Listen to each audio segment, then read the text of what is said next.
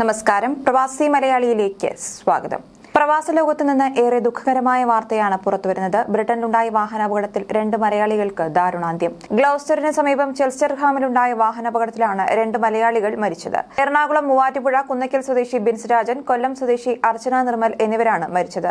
മരിച്ച ബിൻസിന്റെ ഭാര്യയ്ക്കും 2 വയസ്സുള്ള കുഞ്ഞിനും അർച്ചനയുടെ ഭർത്താവ് നിർമ്മൽ രമേശിനും അപകടത്തിൽ പരിക്കേറ്റു. ബിൻസിന്റെ ഭാര്യ അനഘയും കുട്ടിയും ഓക്സ്ഫോർഡ് NHS ആശുപത്രിയിൽ ചികിത്സയിലാണ്. കുട്ടിയുടെ പരിക്ക് ഗുരുതരമാണെന്നാണ് വിവരം. പത്തനംതിട്ട വല്ലച്ചിറ സ്വദേശിയാണ് പരിക്കേറ്റ് ചികിത്സയിലുള്ള നിർമ്മൽ രമേശ്. ചെൽസർഹാമിലെ പെഗിൻസ്വർത്തിൽ A436 റോഡിൽ ഇന്നലെ രാവിലെ 11:15 അപകടമുണ്ടായത്. ഇവർ സഞ്ചരിച്ചിരുന്ന കാർ ലോറിയുമായി കൂട്ടിയിടിക്കുകയായിരുന്നു. അപകടത്തെ തുടർന്ന് റോഡിൽ ഇരുവശത്തേക്കുമുള്ള ഗതാഗതം മണിക്കൂറുകളോളം തടസ്സപ്പെട്ടു. കഴിഞ്ഞ വർഷം ഓഗസ്റ്റിലാണ് ബിൻസ് രാജൻ ഭാര്യ അനഘയും കുട്ടിയുമൊത്ത് UK-യിലെത്തിയത്. ലൂട്ടൺ യൂണിവേഴ്സിറ്റിയിൽ വിദ്യാർത്ഥിയായിരുന്നു അനഘ. കൂട്ടുകാരായ ബിൻസും നിർമ്മലും കുടുംബസമേതം ഓക്സ്ഫോർഡിലെ മറ്റൊരു സുഹൃത്തിന്റെ വീട്ടിലേക്ക് യാത്ര ചെയ്യുന്നതിനിടെയായിരുന്നു അപകടമെന്നാണ് വിവരം.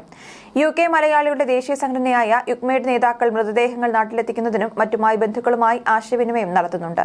ന്യൂസ് ഡെസ്ക് പ്രവാസി മലയാളി.